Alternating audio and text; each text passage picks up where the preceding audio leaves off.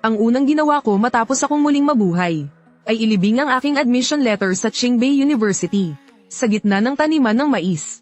Pagkatapos ay pumunta ako sa bayan, para gumawa ng peking admission letter. Dahil sa nakaraang buhay, ang aking fiancé at ang handle na anak ng kapitan na si Duzitang. Pareho silang nakapasok sa kolehiyo. Ko lang ang bumagsak, direktang nakipaghiwalay sa akin ng fiancé ko. At sumama kay Duzitang papasok ng universidad. Ako naman ay naiwan sa bukid para magtrabaho ng mabigat. Hanggang isang araw bumalik si Duzitang kasama ang ilang kaklase. Tinatawag siya ng mga kaklase bilang Chen Fan. Doon ko lang nalaman na pinalitan niya ang pangalan niya noon. At inagaw ang aking pagkakakilanlan para makapag-aral. Hinabol ko siya para maningil ng paliwanag. Ngunit pinagtulungan akong patayin ng pamilya niya at ni Fuyan Jia. Pagmulat kong muli, bumalik ako sa araw na dumating ang admission letter.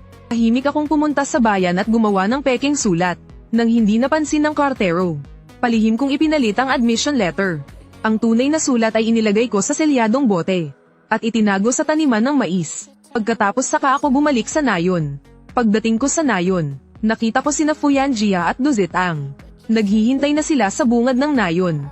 Tinitingnan ang pagdating ko. Si Fuyan Jia ang unang nagsalita. Chen Fan, darating na ang kartero maya-maya.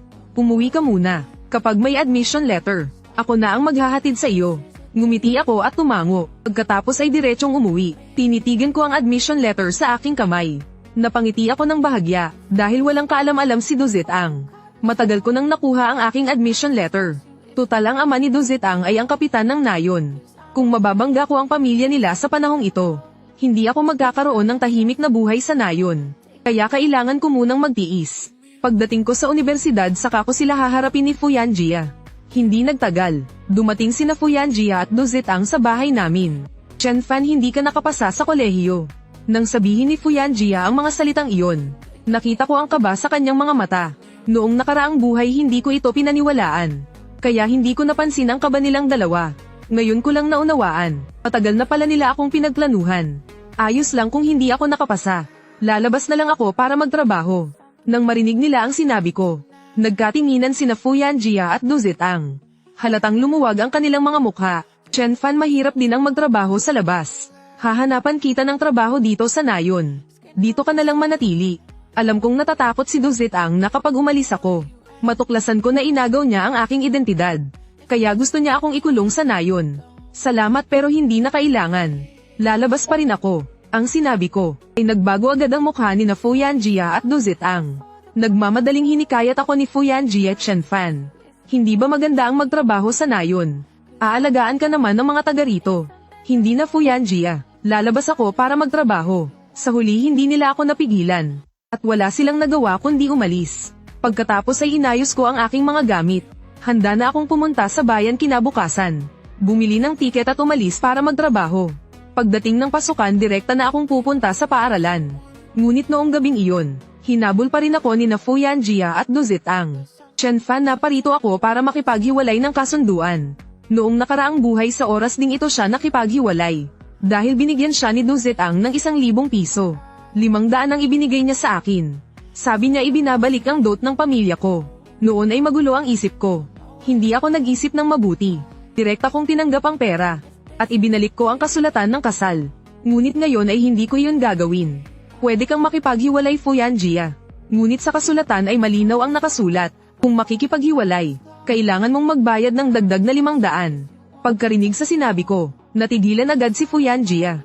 Alam niya mismo, noong mga nakaraang taon para makuha ang tiwala ng pamilya ko. Hindi siya nagdalawang isip noon. Agad niyang pinirmahan ang kasunduan. Alam niyang gusto ko siya. Kaya akala niya kapag nakipaghiwalay siya, tiyak na papayag ako, at hindi nahihingi ng dagdag na pera. Kakakuha lang niya ng 1,000 kay Duzitang. Ngayon ay ibibigay pa niya sa akin. Siyempre ayaw niyang pakawalan, dahil kailangan pa ng maraming gastos sa pag-aaral. Ngunit kung hindi siya magbabayad, hindi niya makukuha ang kasulatan ng kasal. Chen Fan, paano mo nagawang maging ganito? Sa tingin mo ba ay karapat-dapat ka kay Fuyan Jia?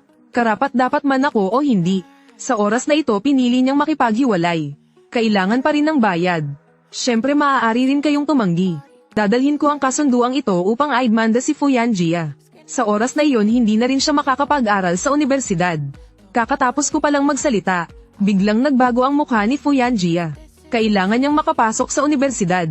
Kaya, Agad niyang kinuha ang 1,000 piso mula kay Dozetang. At ibinigay iyon sa akin.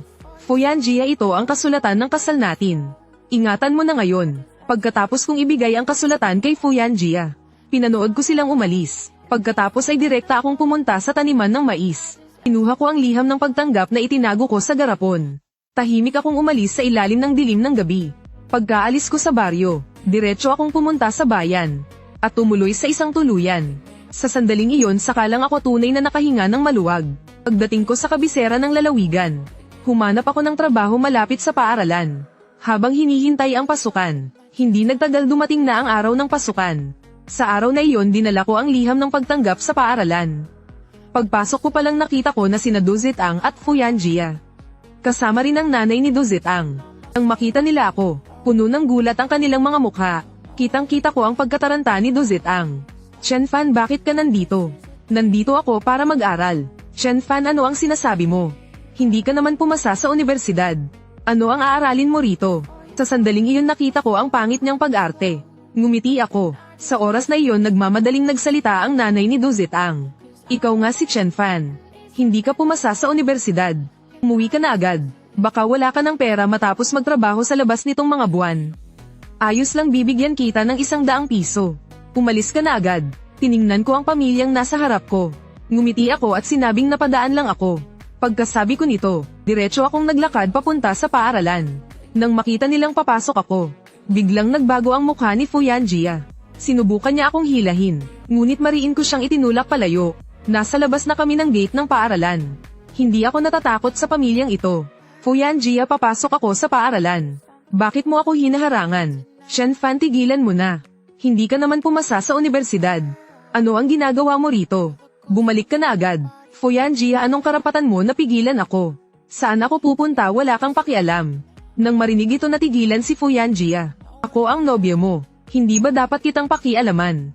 Fuyanjia, tila nakalimutan mo. Nakinuha mo na ang kasulatan ng kasal. Matagal na tayong walang ugnayan. Agad nagbago ang mukha ni Fuyanjia sa sinabi ko. Alam kong dahil sa tinanggap niyang 1,000 piso mula sa pamilyang Du. Kaya niya ako pilit na hinaharangan. At kapag nalaman ng iba ang panlilinlang niya kasama si Dozetang. Kapag ito ay nalantad, tiyak na mapaparusahan siya. Kaya mas kinakabahan ngayon si Fuyanjia kaysa kay Dozetang.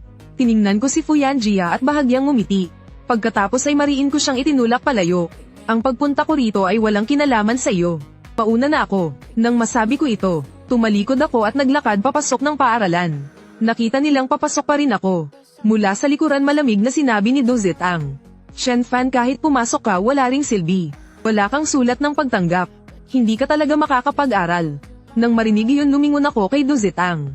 Hanggang ngayon, hindi pa rin niya alam kung anong problema ang kinaharap niya. Nang makita niyang patungo pa rin ako sa paaralan, diretsyong hinayla ako ni Fuyanjia. Chen-fan, hindi ka pwedeng pumasok. Fuyanjia, hinaharangan mo ako. Talagang tatawag ako ng pulis. Mas lalong pumangit ang mukha ni Fuyanjia sa sinabi ko. Lalo na sa may pintuan. Nang makita ang aming paghila at pagtulak sa labas, maraming estudyante at guro ang nakapansin na. Lumapit din ang gwardya. Ano ang ginagawa ninyo at naghihilahan? Pumunta ako rito para mag-aral. Hinaharangan nila ako. Ayaw nila akong papasukin. Kakatapos ko pa lamang magsalita. Agad tumingin ang mga gwardya kina Fuyanjia at Dozetang. Nagbago ang mukha ng tatlong mag-ina. Mismong ang ina ni Do ang nagsalita. Niloloko kayo niya. Bumagsak siya. Hindi talaga siya nakapasa sa universidad. Kaya namin siya hinarangan. Ni hindi niya mailabas ang sulat ng pagtanggap. Nasa kamay ni Dozetang ang aking sulat ng pagtanggap. Ito ang dahilan kung bakit kalmado si Dozetang. Ngunit hindi niya alam. Matagal ko nang kinuha ang aking sulat ng pagtanggap. At gumawa pa ako ng peke. Ang hawak niya ngayon ay ang peking sulat na iyon. Tumingin sa akin ang ilang gwardya. At agad kong inilabas ang aking sulat ng pagtanggap. Ito ang aking sulat ng pagtanggap. Kakatapos ko palang magsalita, biglang nagbago ang mukha ni na Dozetang at Fuyanjia. Lalo na si Dozetang. Agad siyang sumigaw na imposible iyon. Mariin niyang tinitigan ang sulat ng pagtanggap sa aking kamay. Sa sandaling iyon, galit na tumingin si Dozetang kay Fuyanjia. Pati si Fuyanjia ay tulala ring nakatingin sa akin. Peke ang hawak niyang sulat ng pagtanggap. Sabay sabing biglang sumugod si Fuyanjia sa akin. Direkta niyang tinangkang agawin ang sulat sa aking kamay. Agad akong nagtago sa likod ng gwardya. At malakas na sumigaw ng tulong. Gusto nilang agawin ang aking sulat ng pagtanggap.